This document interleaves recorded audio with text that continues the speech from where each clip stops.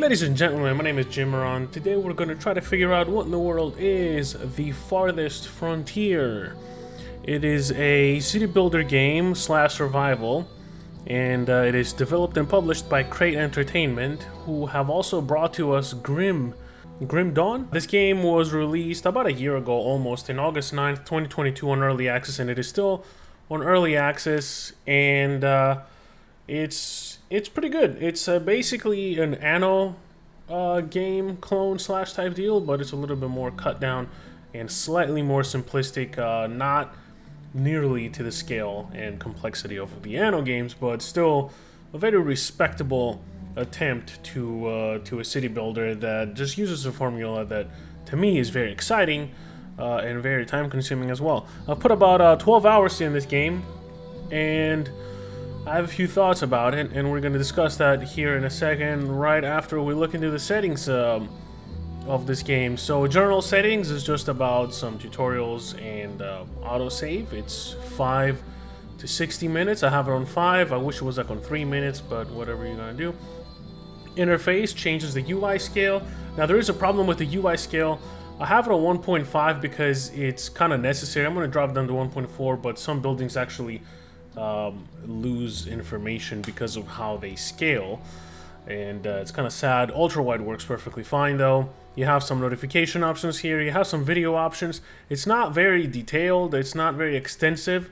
You can turn off depth of field. I haven't noticed any vignetting or maybe a little bit of vignetting, but not any chromatic aberration and all that garbage, so that's pretty good. No motion blur either. I don't see any options for like more complex settings, so like texture resolution and vegetation quantities and draw distance and all that stuff. It would have been nice for them to add it before they release the game, because once your city grows to a huge level, performance can tank with it as well, so keep that in mind. Audio, you have different sliders for all the settings here. You got master, effects, UI, ambient, and music, which is nice, and then you have some language options here. So we're going to continue. We're not going to waste too much time on the settings. That's pretty much it for the settings. We just need to see some more customization on the graphical settings to further improve performance. The loading times on the game are a little bit longer than I would like for it to be.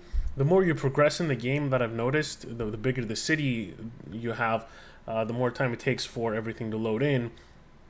But that being said, it's not terrible. It's surprisingly long, and it was taking a long time in the beginning as well. But I noticed that the more that my city grew, the longer the loading times got. So that's something to bear in mind. And performance also kind of tanks a little bit. Hopefully, it's not going to be too evident, or it will be evident in this video, but not too detrimental to the experience. So we're almost done with the loading here. The game retails at $30. I grabbed it on a huge sale during the Steam summer sale, so that was pretty good. And here we are. This is my fair city. I named it Starvestead. We're not really starving per se, but we're not doing great either. So this is the basic premise of the game. This is your town center here. And this is your marketplace, which will be surrounded by housing in order to create more income, because that's how your people pay money. This is my other market square, and this is my other market square. As you may have noticed, when you click a building, it highlights the rest of the buildings that are similar to it, or the same, I guess, and you can navigate through them with the arrow key. You can scroll through them. It shows you the monthly income on the top two. The only issue that I take with this is that it doesn't actually let me go to that building when you open up the building menu here. So, for example, I'm auto-saving here. That's why the performance is low, I believe. Let's see. Wow, what is happening? I'm dropping to like single-digit frames.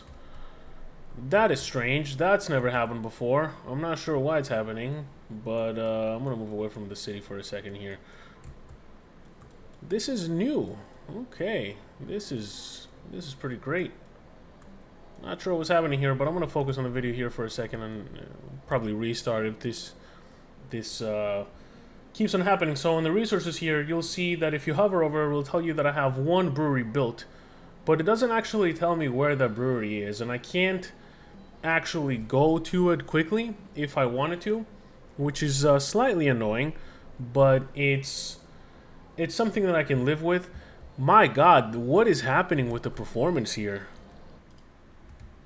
That is really strange. I was just playing this game and it was working perfectly fine. I'm not sure. I think I might have to actually reboot the game. So, oh, we're back. That was weird. Good indication of the state of the game. That doesn't happen often, so don't let this deter you from the experience. But yep, so you got your market squares here, you got your houses, and kind of like Anno, if you fulfill all the requirements, they will upgrade to the next tier. So there's a automatic building upgrade toggle here on the top right. It is enabled and only applies to residential buildings. So you will not be forcing the rest of your resource buildings and decorations and all the stuff to upgrade. Keep that in mind. You don't have to worry about that.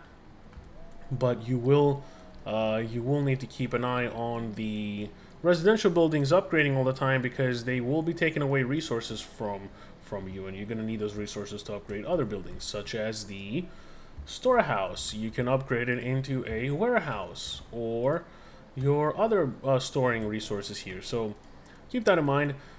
The resource management is pretty simple. You have various types of warehouses. You have the root cellar, which is primarily used for food and avoiding spoilage. And then you have the stockyards, and then you have the storehouses or warehouses when they upgrade. Each building will require a certain level of tier for your town center. I am currently on level 4, which is the maximum, and that's going to be one of the main requirements here in order to upgrade to the latest levels or tiers for the buildings. You may notice I have some rat infestations. I have built a few rat catchers, and they do cost money every month, so make sure that you can afford them. They work a little bit slower than I would like for them to. But another thing you may have noticed here that is not here anymore is like a trash icon. So that means that people are making a lot of trash, and they are going to be going to the compost yard. I need at least 2 for the current amount of citizens that I'm housing in my city, and I'm suspecting I'm going to have to build more as the time goes by. So I'm going to keep that in mind. One of the most complex, or not complex I guess, but admirable features on this game is the crop field and the crop mechanism. So how this works is every year you rotate between certain crops. I've kind of dedicated this to root vegetables, which are used for my cows that I have in my farms. And once you select each year, you only have a certain amount of window to actually plant and harvest your various vegetables. You start with these. You don't have to unlock them as you go by. I think maybe unlocking them will be one of the features of the game. I kind of like to have them unlocked though. You're going to have to worry about diseases as well as animals eating your crops, which is what this message tells me here. I have built a fence around my crop, which is literally designed to keep animals and predators away, but it doesn't work perfectly, as you can see here. So you have fertility, weed levels, and rockiness, and each crop will affect each of those individually. So beans, peas, and clovers will increase the fertility. Clovers will increase it by 3%, which is the maximum. Performing maintenance in your fields will reduce the weed levels and the rockiness, and each crop will affect the weed suppression in its own way, so keep that in mind as well. And another big feature of this game is actually the attractiveness. So as you can see here, I've kind of separated my industrial area and my residential area. That's a duh situation, I guess. You kind of have to do it if you want to increase the level of your other buildings. This is my first tier 4 building here. I have a couple of empty spots, and it kind of shows you here, okay, these guys need more shoes, they need more hide coats. My shoemaker here, I only have one. I might have to produce another one just so they can keep up with the demand, because clearly shoes are a rare commodity over here. And then I also need more luxury items. You have a few options for those things. You have pots, you have furniture, you have all the good stuff, which is all well and done here. And you just basically kind of maintain the demands of your people in order to keep them happy. Now, I was playing this earlier and I did get invaded by some raiders. I doubt I'm going to get invaded again before this video ends, but just in case, this is how the defense system works. You have your barracks here, and then there's a flag combat area. Once you click that and you drag somewhere on the map and you click it down, they're going to be dispersed and they're going to be going to that area so they can defend it, which is pretty nice. They walk kind of slowly, so be proactive with it. As soon as you see the notification, you kind of have to act very vigilantly. So I'm going to return to barracks because there's no actual threat here. What I do see is a lot of rats, which is kind of annoying.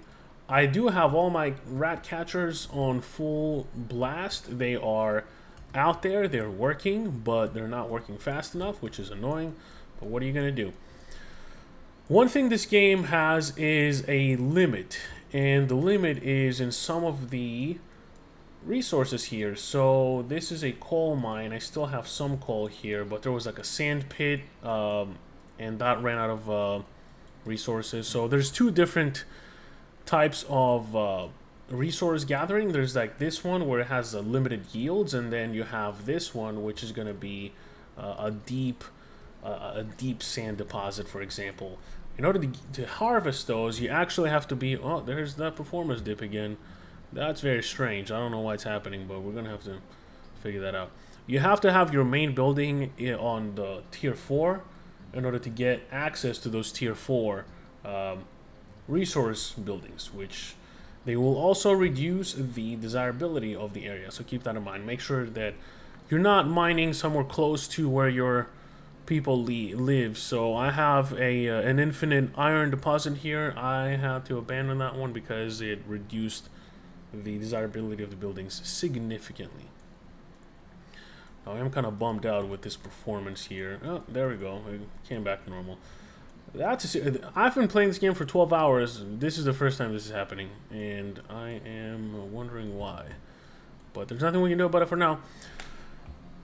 Make sure you keep a very close eye on your food management. So I am running my upgraded root cellars here, and they're also using a lot of barrels to help with reducing the spoilage of the food and how long they can be preserved for.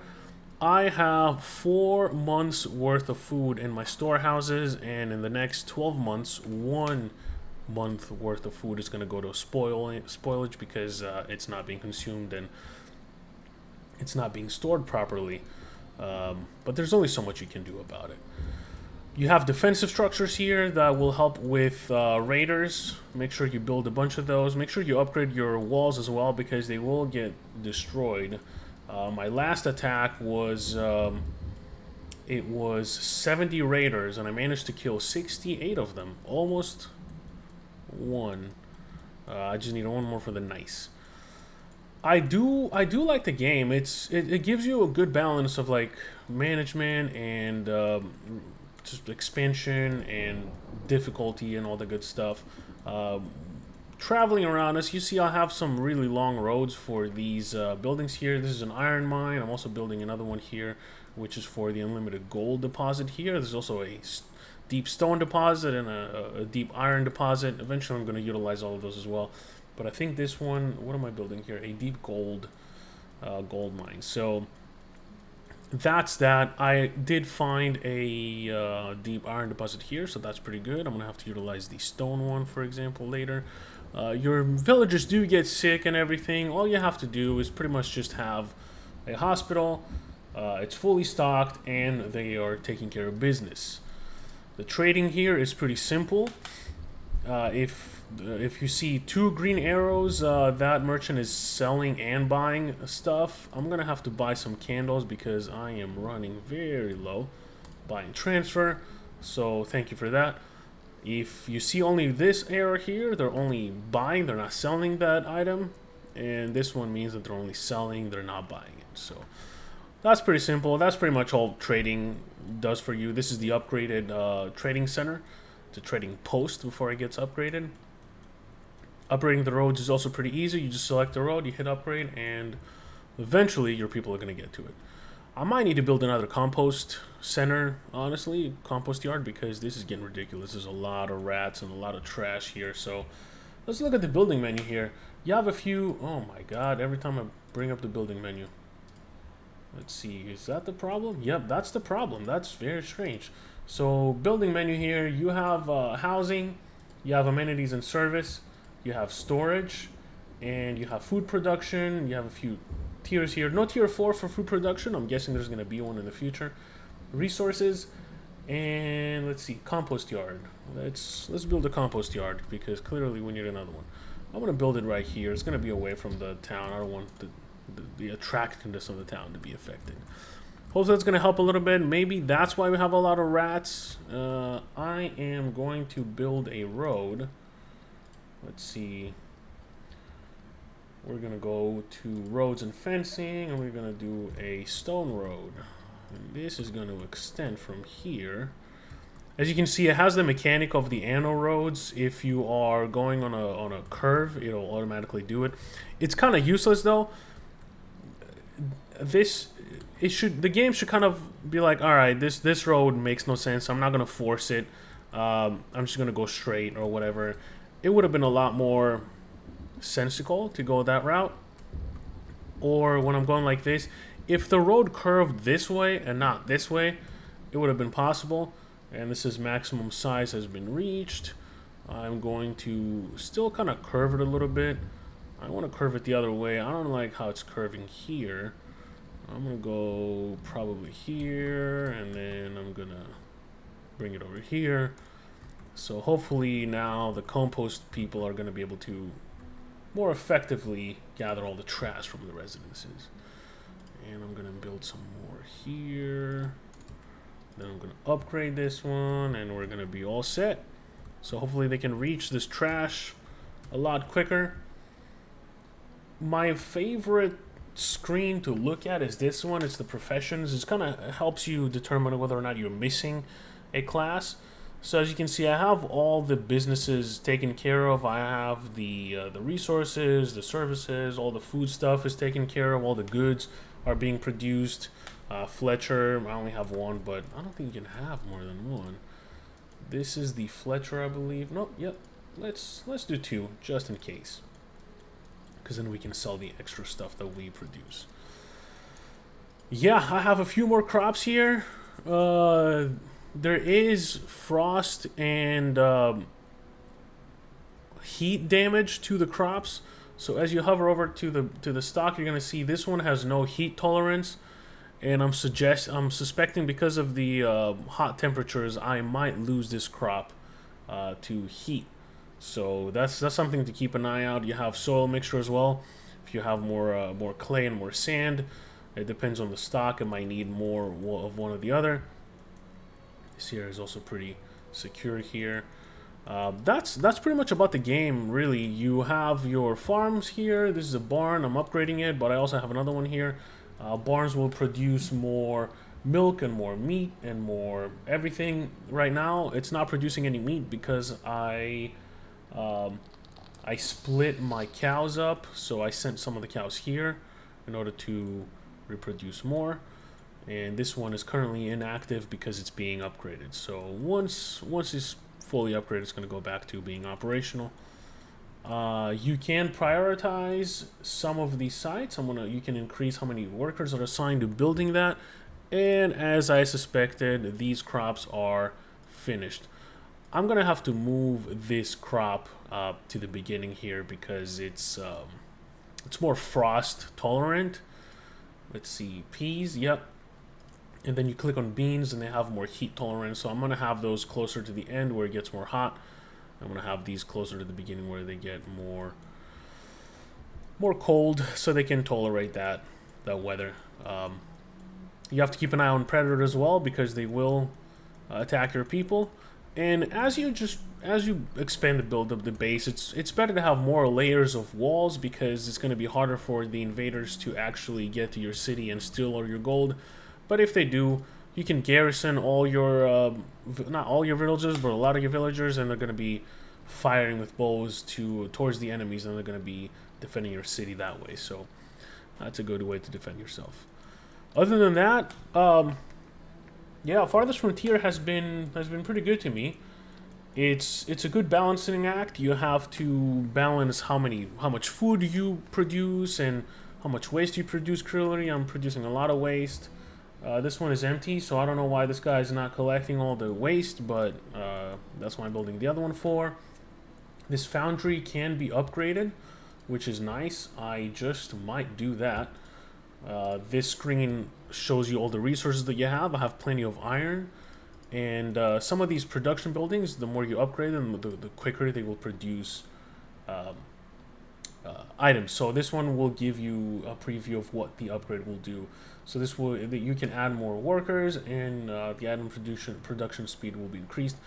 I am going to save that. I actually need to upgrade this one. I need 60 stone. That's not too terrible. If you hit H here, you can actually mark things to be collected. I'm looking for stone. I can't find any more. I have a bunch of it. No, that was the berries. I can't find any stone, and I do need stone, so let's mark that one. We're just gonna have to start collecting a bunch of stones. And then I'm gonna have to utilize that infinite stone deposit here, but in order to build one of those resource buildings, I need a heavy tool, and the heavy tool is being produced at the blacksmith. But in order to get that, you need to have some iron ingots, and in order to get iron ingots, you need to build this where it needs heavy tools. So that's where the game kind of tricks you. That's where the game kind of forces you to utilize the trading center. Some of these people are going to come bearing some heavy tools. As you can see, they are expensive. This one is a little bit cheaper than usual. It's usually more than $300. I mean, gold. That's something to keep an eye out on.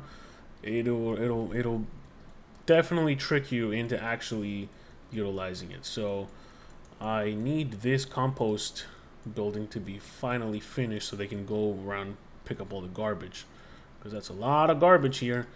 That's my other crop. It's growing. It's pretty good. Make sure you don't forget to get some maintenance done, because it'll help you in the end. Target bonus. Oh. And more sand. Come on. There we go. It's kind of laggy there. Yeah, I don't know what's going on, but every time I open up the building screen, the performance goes to shit. I'm going to have to look into that, maybe restart the game, but that's the basic premise of the game. I really enjoy it. It's been really fun playing it, and I feel like at this point I'm at the kind of the end game. I don't need to get more villagers. I think I have enough villagers. Any expansion I make from this point on is probably going to be more soldiers and more basic needs. So like this guy's not producing because they need more flour. This is my windmill here. It's trying to produce more flour. It could use a heavy tool, but heavy tools are really slow to produce. Very slow, tremendously slow. So that's why I'm trying to upgrade this guy, get some more stone, and hopefully produce more tools a lot quicker. But that being said, I need more wood. Holy shit. I did not realize that trees are such a big problem and lack thereof. Alright, that should give me a lot more wood. I'm actually producing a lot of wood planks. If you upgrade your work camp, they will be replanting trees. If you don't, they're just going to be chopping trees down, and they're going to be leaving that area barren. So there you have it, guys. I hope you found it useful. This is, again, Farthest Frontier. It's normally $30. If Anno is too much for you, it's a little bit too big. Then this is a little bit more relaxed. It's a little bit more nonchalant. I like it. I would say that it'll be easier for me to kind of start over a new Farthest Frontier session instead of going back into Anno, because I've been off Anno for so long. It's probably going to be too difficult for me to get back into it. But that being said, this is Farthest Frontier. Again, it's developed and published by Crate Entertainment for $30 or your regional equivalent. If you find it on a sale like I did for, I think it was about $12 or something like that, then that's a steal. I've gotten well over 12 hours of gameplay from this game, and it's definitely served me well. So that's about it with this one. Hope you enjoyed, and I hope you found it useful, and I hope to see you in the next one. Peace.